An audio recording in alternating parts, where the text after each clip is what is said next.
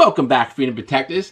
Today we're talking about Glock safety checks and build safety, two of the most important topics we could ever discuss in our build community. Now I'm going to go through with you today exactly how to do all of the safety checks on your Glock build to make sure that she's locked and loaded, ready to go, and she is safe to carry. But we also need to talk about build safety and gunsmithing safety because that plays an enormous role in it as well. So let's just review the general rules of firearm safety. And the truth here is that, you know, law enforcement kind of has a set, and military has a set, and NRA has a set. You go to different gun ranges and they have different language around it. Some have 4, some have 6, some have 8 rules. And the truth of the matter there is they're all kind of saying the same thing, which is they want you to have a healthy respect for firearms. So I'm a former Marine, I am a gunsmith, and so I have 6 that I have implemented in my life, and I'll just share them with you. I always treat every weapon as if it were loaded. I always point my muzzle in a safe direction. I always keep my finger straight and off the trigger until I intend to fire. I never point my weapon at anything I do not intend to shoot. And I always know my target before I pull the trigger, and I know what's behind it. Okay, so those are kind of the general rules of safety as I have learned them in my life and have practiced them and have kept me safe. But what has also kept me safe as a gunsmith and working on, you know, hundreds and hundreds of weapons in my lifetime is to implement safety around gunsmithing and armoring. And these aren't in any manual or on the web somewhere, okay? They're rules that I have applied over 25 years of gunsmithing in order to implement and keep me safe. And I'm proud to say that in that time frame, I've never had a negligent discharge, okay? And I attribute that directly to having good discipline in applying some of these build and gunsmithing rules that I'm going to share with you, right? The very first one I have is always know the weapon you're working on. And so today we're going to be working on a Glock firearm. And, you know, look, you never want to be working on a firearm and you're not familiar with that weapons platform. Okay, as a gunsmith, I have people come to me all of the time with different guns, and it's impossible, even after 2.5 decades of doing it, of knowing every single gun that's out there. Okay, sometimes, you know, Marine gun builder, my great-great-grandfather passed this down to me through the generations, and, you know, I need you to restore it, okay? And so I have to become familiar with that weapon platform. Today we're talking about the Glock. Now, over on marinegunbuilder.com in the Education Center, I have tons of reference material for you. I have books in PDF format. I have Glock armoring manuals there as well, all free, all available for download. So, you know, if you want to be a Glock geek like me, head on over there and you can download all that information. Number 2, though, is that I never have live ammunition anywhere in my workspace. And preferably, you want no live ammunition in the room you're working in. Okay, and I know that sometimes, you know, depending on your living situation, can be really difficult to do. So if ammunition has to be in the same room where you're working on your firearm or armoring or gunsmithing, then it should be stowed and secured and locked away, okay? But absolutely, positively, it should be nowhere near your workspace or accessible to you, okay? In line with that is number 3, which is to always have dummy rounds, okay? And I kind of hit this home in the builder's checklist, and I'll say it again, but the number 1 tool, okay, that you need when building any type of firearm is dummy rounds. You never ever want to be in a position where you are function checking or doing diagnostics on a weapon and using live rounds. You never want to do that. And as a matter of fact, you know, I'm known in our community to quickly jump on video chat with a freedom protector and help him or her work through a problem. And I cannot tell you how many times I have jumped on a video chat or a group video chat and somebody is having a feeding issue and they go and they're trying to show me and they have live rounds and I end the video conference immediately. And then they usually get really, really upset with me, okay? But the truth of the matter is I'm not going to sit there and, you know, engage with you when you're in an unsafe condition. So dummy rounds are absolutely positively, in my mind, the number 1 thing that you need. I'll put them down there in the comments in the different calibers so that you can get them, okay? But it's not even a discussion for me. The next one is going to be never work on firearms or do any type of gunsmithing or armoring, whether if you're under the influence of drugs or alcohol or prescription medication. And I mean, I think that goes without saying, but the reality is that I understand that too. Like, right, I'm going to go in my garage and I'm going to build my gun on a Saturday afternoon, and I'm going to have a beer and build my Glock. And all I'm really trying to say there is, like, you build the gun, then have the beer. Okay. In line with that is to never work on firearms when you're tired, okay? And, look, for me, that actually hits home all the time, especially now as I'm filming this. It's during the time of the COVID-19 outbreak, right? So, parents have become school teachers as well. I have 3 small children. And so, when do I actually have time to do a recording or to work on firearms right now in this period is at night when everybody's going to bed. But I'm tired. Okay, so I don't. And as a matter of fact, I've put out less videos in this time than I ever have, and YouTube's been punishing me for it. But the truth of the matter is I'm safe, and that's what matters, okay? So you never really want to be working on firearms while you're tired. The next one is going to be no distractions. That's a conversation that you kind of have to have with the people that you live with, depending on your living situation. It could be a crucial conversation. It could be a difficult conversation. All right. But the reality is that you are working on a firearm and you want 0 distractions, whatever block of time that you're going to be working on those firearms. And so I want you to understand that these rules that I'm giving you, they work in conjunction with each other. Okay. They're not separate. They work collaboratively together and collectively. All right. So, like, let's say I wasn't paying attention to the live ammunition one, and I had live ammunition in my workspace, and then I'm distracted, right? And I get distracted or I get interrupted, and then I come back and boom, this is how negligent discharges happen. Okay.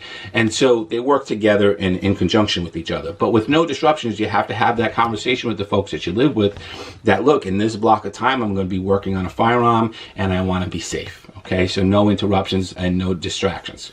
The next one is developing a system of safety. Okay. So, I think it's something that I probably have to do an entire video on in the future.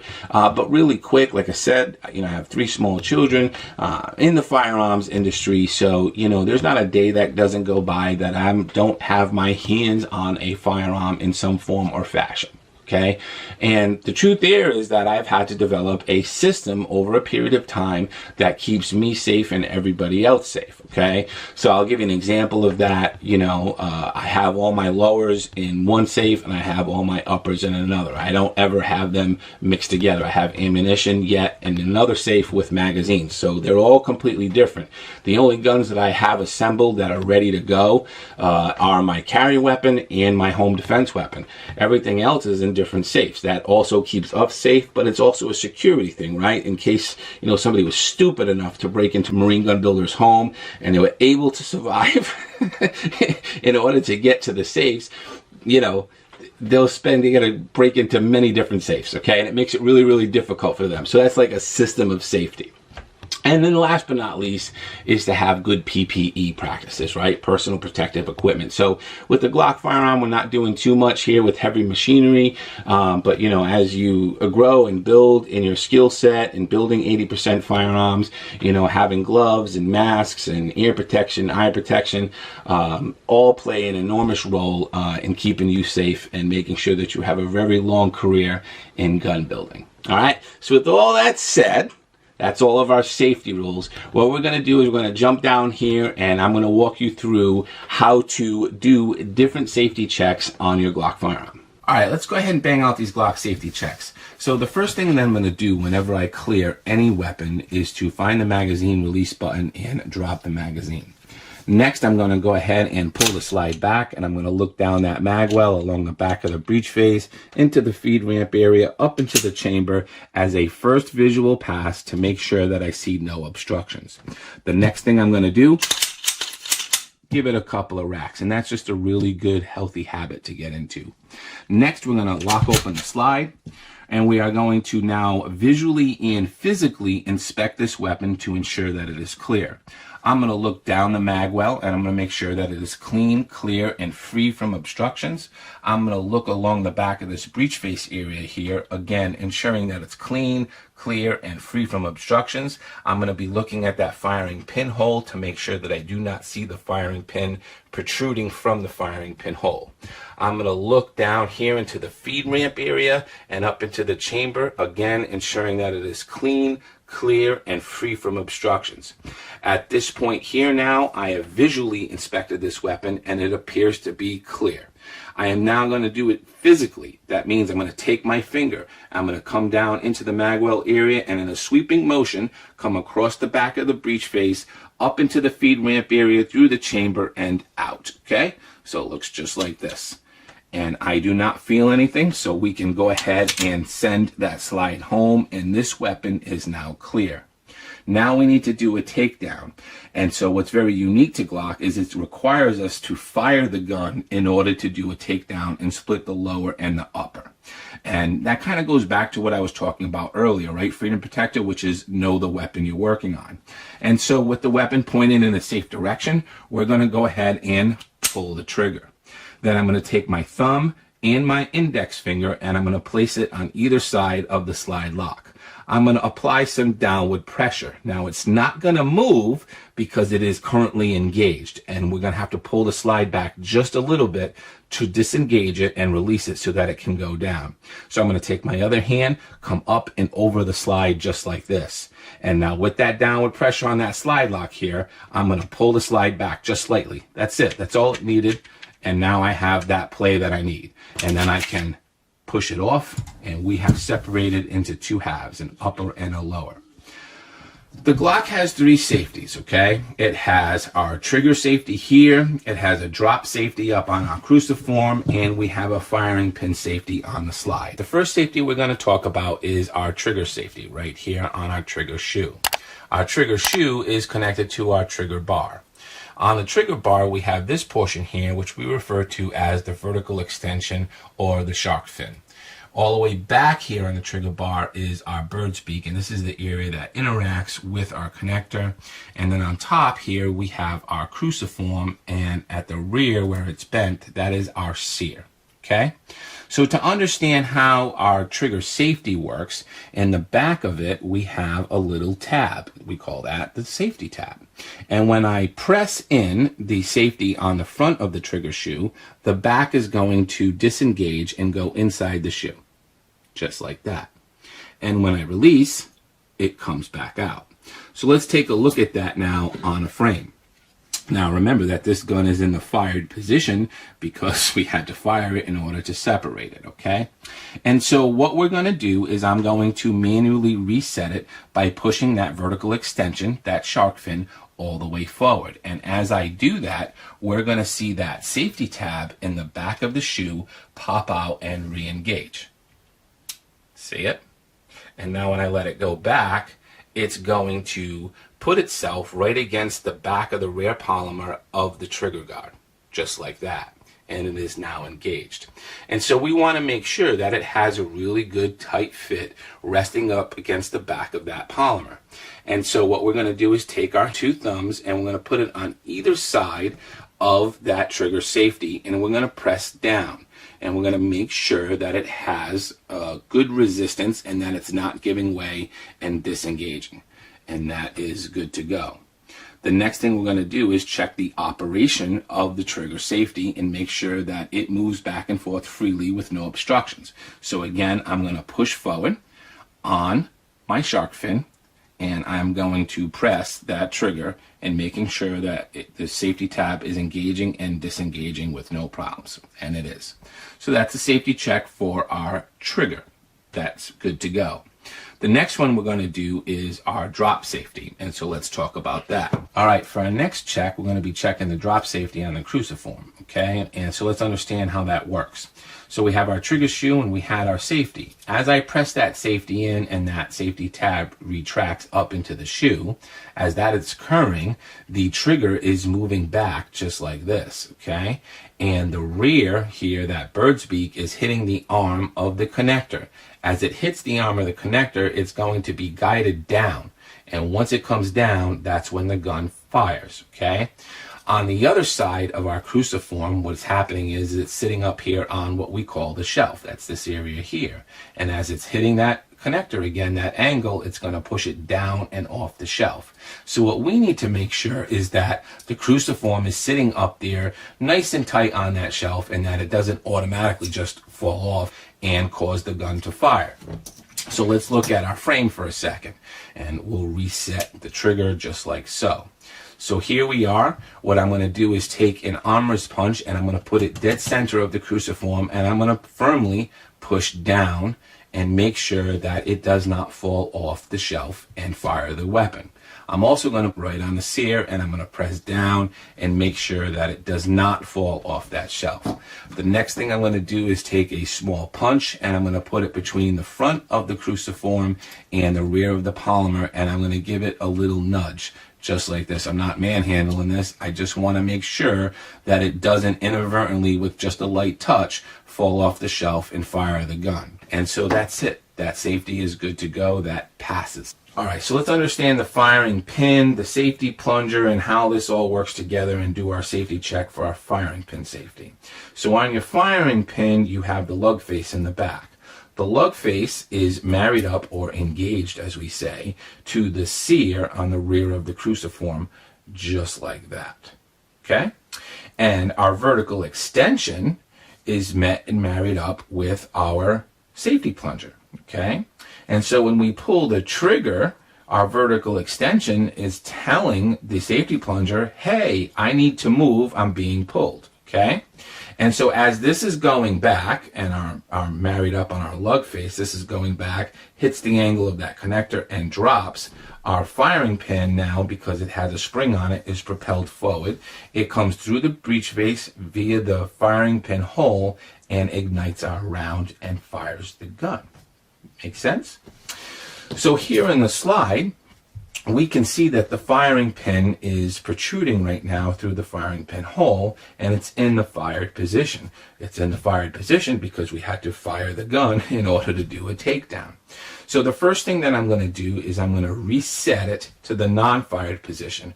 When I do that, we should see the safety plunger pop up into ready position. Just like that. The next thing I'm going to do is shake the slide so I hear a rattle.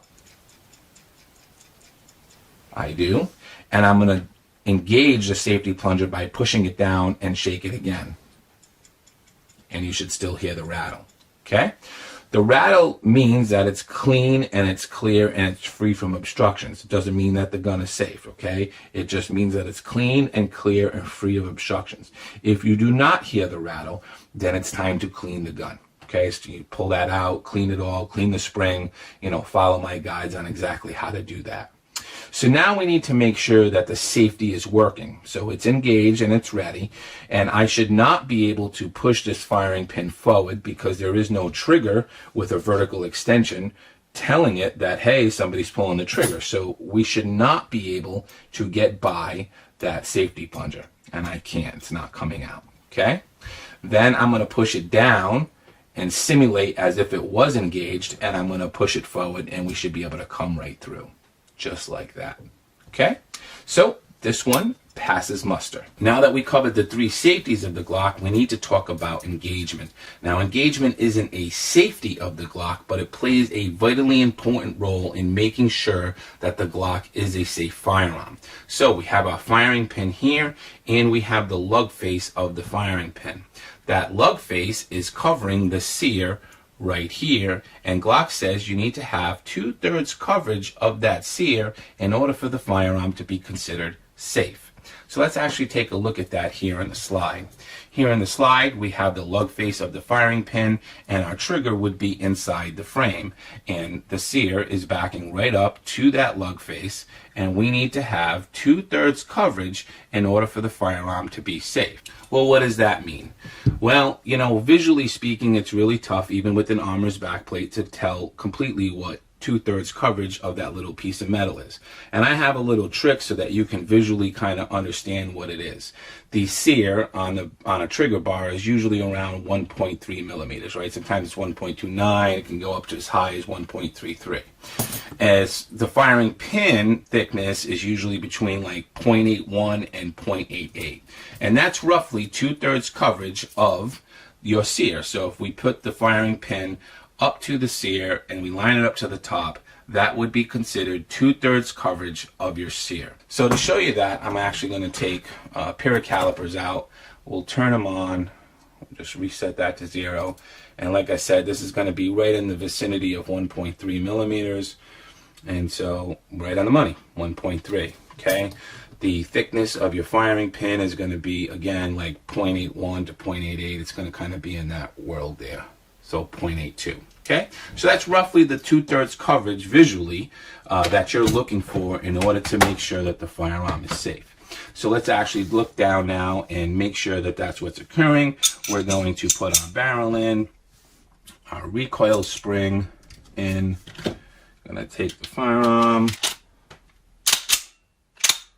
Okay. Then we're going to take the magazine with dummy rounds and we're going to insert it into the mag well. We're going to chamber around and you're going to look straight down at eye level. Okay, I'm looking at eye level to make sure that I can see it. And I'm going to put it here so we can see through this camera a little bit. But we want to look straight at it at eye level to make sure that we have 2/3 coverage. And as you can see, that is always a very difficult thing to do. So a lot of times what we do is we put the gun flat on a table and we use our phone with the lens and we snap a high-res picture and then zoom in on it, okay? Now we can do that because we have an armorer's backplate, which is a backplate that has been cut in half. So I'm going to go ahead and clear this weapon, right? What are we going to do? We're going to drop the mag. We're going to take the round out. We're going to do our visual inspection pass. Couple racks. Lock her open. Visual inspection. Physical inspection. Weapon is cleared. Point the weapon in a safe direction and pull the trigger. Okay? So now let me show you how to make, let me grab that. Let me show you how to make an armorer's backplate. So this is our handy dandy fret cutters that we love in the build community, right? And all you're gonna do is take your backplate, take your fret cutters, we're gonna line up halfway, it's already cut for us right there. We're gonna line up the jaw right into that halfway point, just like that with our fret cutters, right? Nice and even, nice and straight. Just like that, and just boom, you now have an armorer's backplate, just like that. And that just goes right into the back there. The fret cutters away. Now what I'm going to do is I'm just going to take this down and I'm going to actually show you. Go ahead and do a takedown. Okay, I'm going to pop that off. And now with our new backplate, nice, I'm going to line it up in here like so. I'm going to take a channel liner tool and just push that spacer sleeve down. I'm going to take a Glock punch and push our extractor plunger down and then line that up and push it on. And voila, my friends, we have a handy dandy armorer's backplate. Look at that, nice and beautiful and cut. Perfect, right? I'm going to go ahead and reassemble here. Put it back on our frame. Okay, and now we have a beautiful, fancy, custom-made, do-it-yourself backplate. Pretty simple, right? All right, the last thing we need to talk about today is actually doing a drop test. So I'm going to kind of clear some of this out, and then we're going to get ready to do that. Now we get to have some fun and do a drop test. And you can see here I have some copy paper laid out as the surface we're going to use to drop the gun onto. Now, copy paper is both hard enough yet durable enough that we don't have to worry about ruining our gun. The surface is important, but it's not as important as the height from which the gun is dropped and the weight of the gun. And to understand that, it comes down to Newton's second law of motion, which is for every action, there is an opposite and equal reaction. In this case, the weight of the gun times the speed that it's traveling, or the height from which it's dropped, is going to equal the impact that happens and the reaction that occurs from that impact. Now earlier we were doing our safety checks and you saw me take a small punch and go to the front of the cruciform and push it and give it a little nudge like this. Now that's not found in any Glock manual or any Glock reference anywhere. That is me as a person who has drop tested so many weapons in my lifetime that I know that it's not the impact that causes it to fail, but rather the reaction, okay? That forward motion on that spring here coming forward and that reaction going back, making that cruciform fail and drop off the shelf. Now with that said, I have never had an OEM cruciform and an OEM spring fail on me, but I have had plenty of aftermarket springs and aftermarket triggers fail this test. Our next thing to keep in mind here is that you have to do this test before you put sights on, okay? So we already did the safety checks and these weapons have already been drop tested. So we're going to do this one today. So we don't have any sights on here and I am going to run an optic. Well, an optic has weight, so we need to include that into our test. In order to do that, what I'm going to do is I'm going to take a couple pieces of black electrical tape, just like this, put it on, and I'm going to grab some ceramic magnets. And these are fantastic to use to simulate the weight of our optic, just like that, okay? Put one on top of the other, right on top of the tape, and now we have the weight mirroring what our holosun is. Now let's talk about the height. The reality here is you never have to do a drop test more than 6 feet, okay? I don't care what anybody tells you, but that for me is a good judge of what it would actually be like in the real world. If you think about a person who is 6 foot tall and the gun is extended at eye level and that gun drops, it's going to drop at 6 feet. And if it drops out of their holster or out of their waistband, it's going to drop at 3 feet. So going way above 6 feet or doing like a 10-foot or a 15-foot drop is just ridiculous and it's unnecessary. So what we're going to do is we're going to drop it from about a 6-foot height. We cleared everything out of the way and we're ready to do our drop. We're going to do the drop in 6 different orientations, okay? So it's going to be straight on like this, then the reverse, which is upside down. We're going to go straight down on a plunge like this, barrel first. We're going to come all the way from the back like that, and then we're going to do a left and a right drop. So we're going to take a magazine with dummy rounds in, because this is real world. We're going to insert it in, and we are going to rack and chamber a dummy round, just like that. And now we can do a drop. I'm up here, Freedom Protector. You ready? Woo! Hard she blows. Coming on a straight plunge. Muzzle up. Left drop. Right drop. She has performed beautifully, my friends. So we'll take this off, drop that magazine, clear that round, look down the chamber, make sure that we're clear. Couple racks, lock open the slide, do our visual check, and then our physical check, and we are good to go. She passed. That's it for today, my friends. Semper Fi, do or die.